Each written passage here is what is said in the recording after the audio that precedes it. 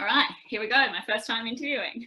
All right, hello everyone. My name's Jemma Wilson and I am part of Motorcycling Australia's Women's Committee. We have decided that we should talk to lots of awesome women in our industry. This is our first Women in Motorcycling interview and it is with Emma Milesevic. Welcome, Emma. Thank you. Really good to have you on. Your background is enduro. You come onto the scene just after I left, so we haven't actually got to spend much time together. So I'm really looking forward to this conversation today. Me too. All right, so start off, tell me a bit about yourself, where you're from, where you live, what your involvement in motorcycling is. So I live in Ballarat, Victoria. I actually live in Lalal, just outside of Ballarat. I originally started racing motocross, but I obviously made the transition to enduros. I think last year was my first season, really. I did one race in 2018 at AWIM and thought I'd give it a crack. But so mostly a motocross background. I've travelled a lot with motocross overseas, doing MXGP and stuff like that. But recently made the transition to enduro, which has been really fun. All right, so a lot of girls might race in motocross and think that they might like to give enduro a go. What's the differences that you've found? A lot of patience. I had to be a lot more patient with enduro, just the classic learn to walk before you can run kind of thing, with just obviously all the obstacles like that. It doesn't matter how fast you are, if you're crashing over logs and all the stuff like how I was, you're never gonna get the results you're looking for. But yeah, the main difference really is just the technical side. That's what I've really enjoyed about enduro, just really going back to basics and learning all your techniques, and you really have to get them correct to get, obviously the obstacles and up all the hill climbs and stuff like that. So main difference is definitely the technical side of the racing and riding. Okay, yeah, and do you find the different formats as well? Like if you race motocross, you know that you're going to do a moto, and the time change, it might be a 10-minute moto or a 20-minute moto or a 30-minute moto. Yeah.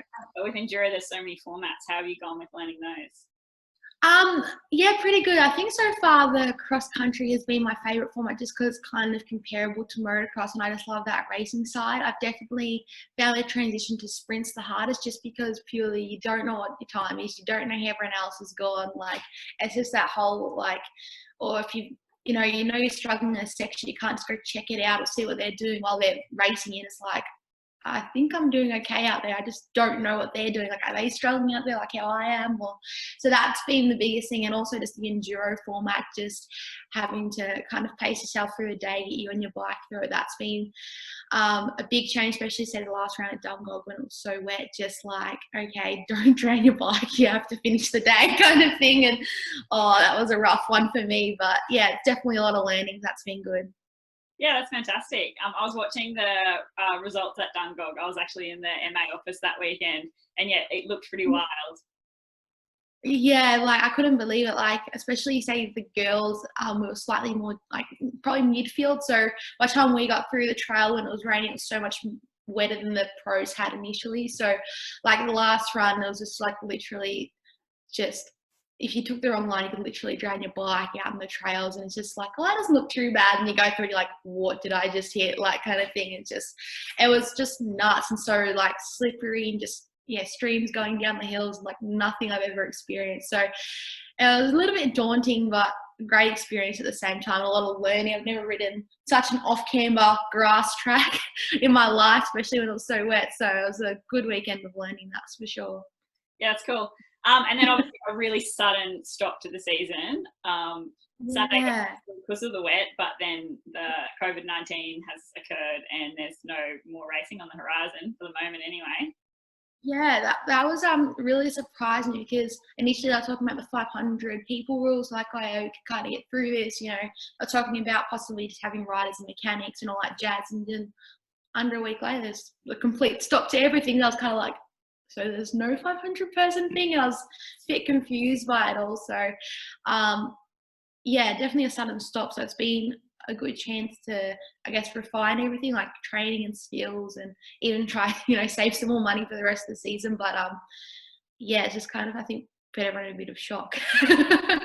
Definitely, absolutely. The whole world's wasn't really prepared for that. No, not. So obviously moving forward, we've been kind of housebound for the last month or so. It's starting to look like it could be slowly going back to normal, which is really exciting. So when you get the word that racing's going to kick back off again, what are your goals for this season?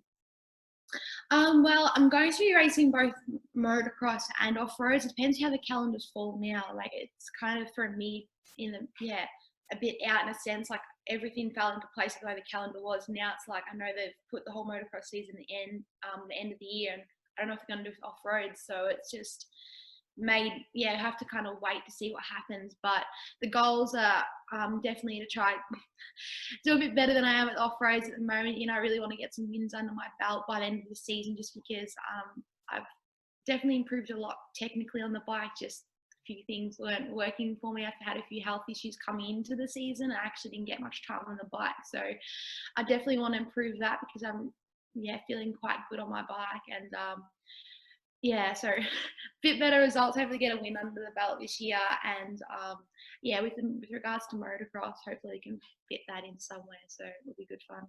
Yeah, it's cool that you're going to try and do both, because motocross helps with your speed and enduro, that's for sure. Yeah, I think it's one of those things, and I think it's cool to show that you can be diverse and like you can do one with the other. It's not like you completely can be an off-road rider or a motocross. Like, they're both great. Like, they both complement each other so well. I feel like, as you can see with Todd Waters this year, he's got the speed. He's been a really technical rider always at the motocross, and you can see it's helped in his transition to off-road. So I think it would be cool, and showing that off-road girls can still be fast at motocross. There's no denying that. Yeah, and vice versa. So bridging the gap a bit between the two worlds. Like, I had even showed last year at Hatta too. Like, Jess got third, I got second, and it was pretty close between me and Jess Moore at the end. Can ride sand, can ride rocks, can ride anything really. So it helps a lot. Actually, the video of you and Jess, I think it was your prologue. That was one. It was like one of the best battles I think I've seen on a bike in a very long time. So good on you guys. That was actually nuts. Like, and because you'd obviously got no sight lap, and the track changed so much since you walked it, and it was such a fast track. And I was just also being on a 450, I loved it, but it was kind of like one of these things we were just absolutely slinging off. And then we came towards the hay bales at the end. I'm like, yeah, right, this is going to get a bit messy in here, but it was actually not bad. But it's just like, I never had so much arm pump after 3 minutes. Usually I'm good, but that was just like coming back like, whoa, what just happened kind of thing. Like, it was on. That was really cool. It was really great to watch. So we've got a few questions here that the Women's Committee have put together that we're going to ask all the women that we interview here. So you're obviously a current racer who's just moved from motocross to enduro, and you're still going to try and do both. But we're going to interview lots of different women from all different backgrounds. So these questions are designed to kind of get your view of women in the sport. So I'll kick off with the first question. What was the driving force behind you becoming involved in the sport?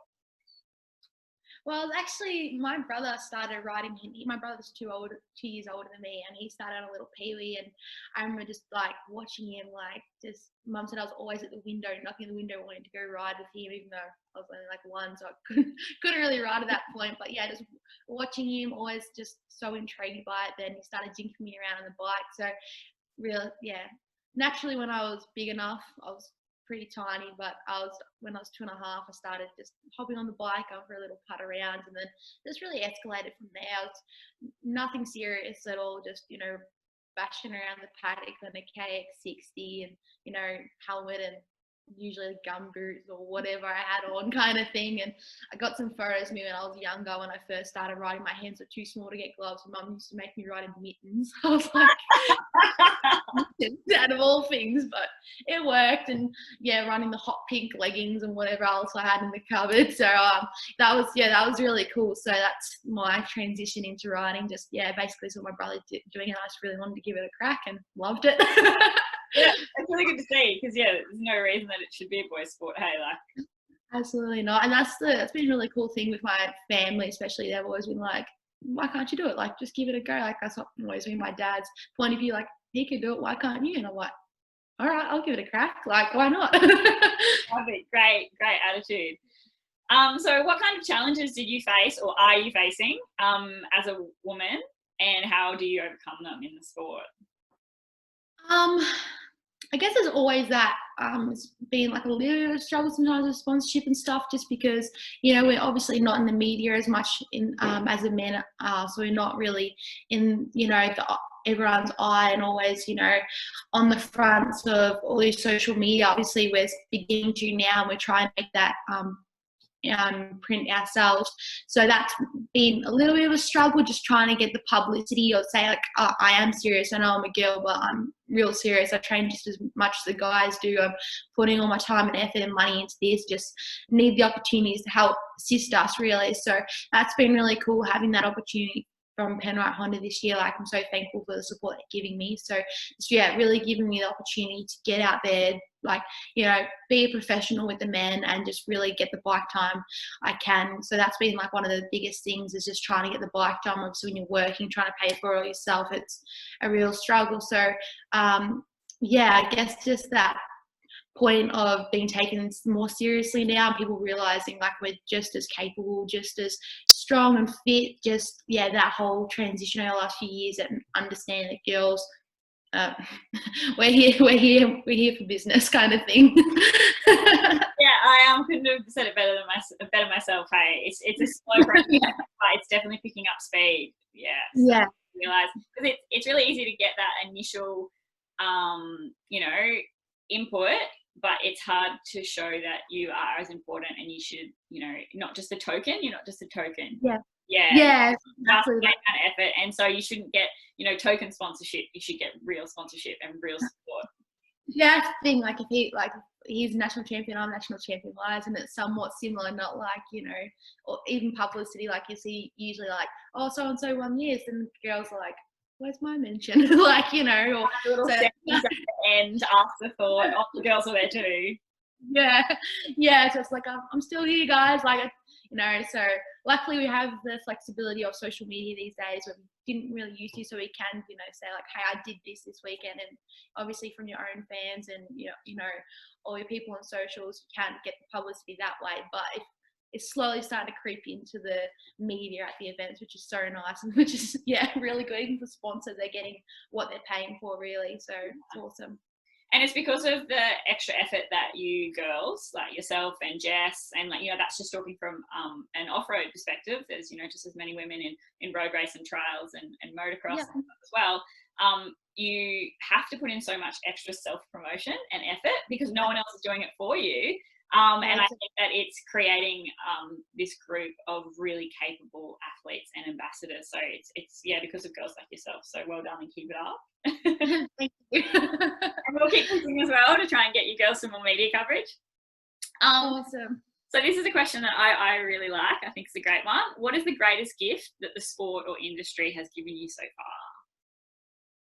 far? I think just, how do I word it? Just that almost having to be very independent, in the sense like you have to work for what you want. Like, I see some people my age that haven't been in sport and stuff, they're really lost, or they, you know, don't know how to, you know, work for something really hard. But at the end of the day, with sport, you have to, you know, you get out what you put in, realistically. So there's that, and if you have a goal, you know, working so hard for it, and it's so rewarding. And, you know, after working so hard and getting, you know, the results you wanted, or the sponsorship, or the, you know, support you really need, that is so rewarding. So I think the biggest lesson or gift the sport has given me is just, yeah, learning what it means to put hard work in and get the results you're really wanting. And also even the friendships. I think that's one of the biggest things with riding and racing I've come across this year, especially in off-roads, just the community. So there's really a lot of things I could talk about the sports give me, to be honest. Just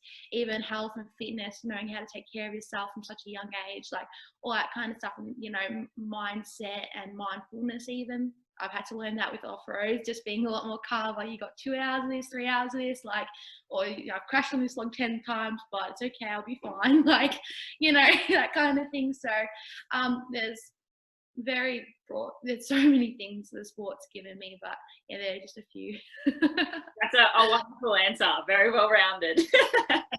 Thank you. Okay, well, and this is quite similar. So what do you love most about our sport? So you got to pick one of those things that you just said. Your favourite.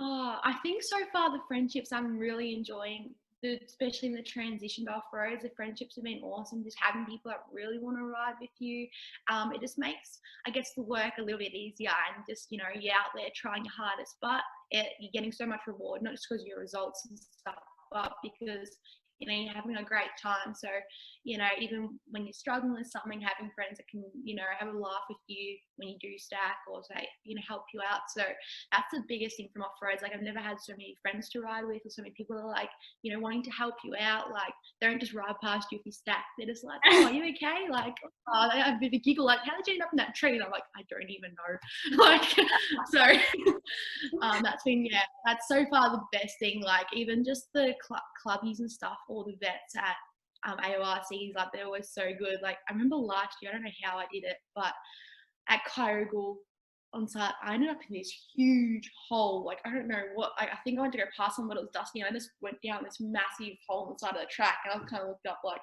how did I get in here? They just like looked down at me. They all pulled out my bike, which was so awesome because I would never have got out there on my own.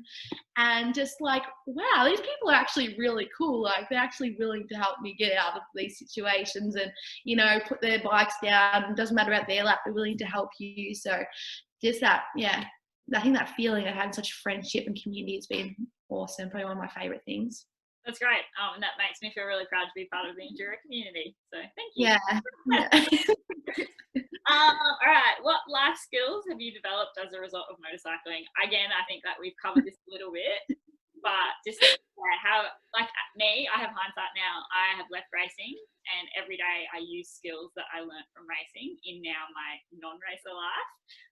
So what skills do you think that, when you eventually stop racing and you've had a beautiful career, what might you be able to still utilize in your general everyday life?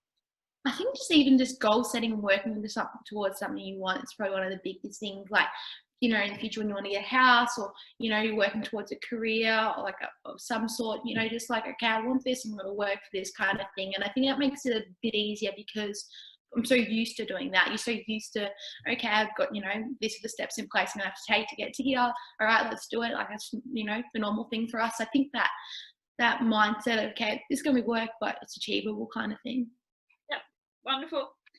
Okay, if you could write a letter to your 16-year-old self, what message would you give? First of all, how old are you?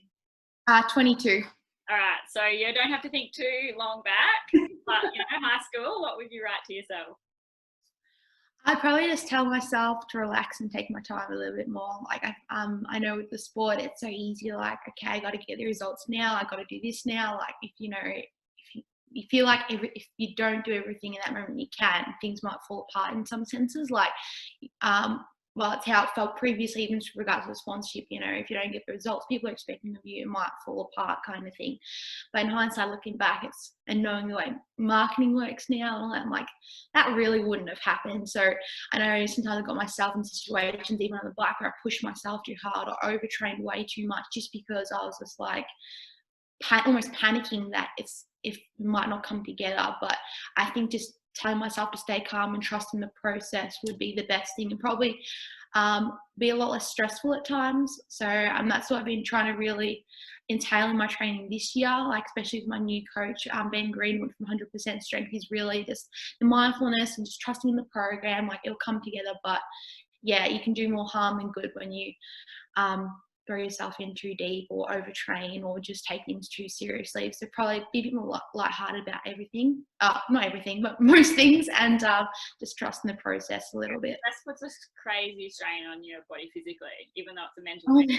So yes, definitely less stress is a good thing. Definitely. Okay, so last of the big questions. What is the most popular question you get asked about motorcycling? So sometimes when a girl talks about motorbike riding, people want to ask questions they wouldn't necessarily ask a boy. So what questions do you get asked? Well, there's always a couple. There's usually the shock, like especially when people like say at work, or say I work at a pharmacy and stuff. Some work also at a butcher. People are like, but you're a girl, and you're like 5 foot tall. Like, what? You ride a bike? Like, oh, do you ride like a 110? I'm like, no, I ride a 450. And I was like, wait up. Jesus, they just like almost fall over. I'm like, yeah, and I rode 250 out of 450. I explained to them and just like sitting there like, so you actually ride a bike? And I'm like, yes, I actually ride a bike. So that's always the funniest reaction. But I always get the next question is, so how many bones have you broken? Or, you know, or this or that. And they're like, just, yeah, that's usually the questions, like the disbelief to the, so how many times have you actually like nearly killed yourself on this thing? But yeah, so that's been really cool. And then it's usually followed up with, oh, so my wife wants to get into riding or this or that or something like that. That's awesome. Like, why not? So that's really cool. Yeah, actually, that reminds me. I see that you do a bit of coaching, and yeah. girls get into it. And I think that you are a wonderful ambassador for getting more women into it. So, do you like the coaching side of things?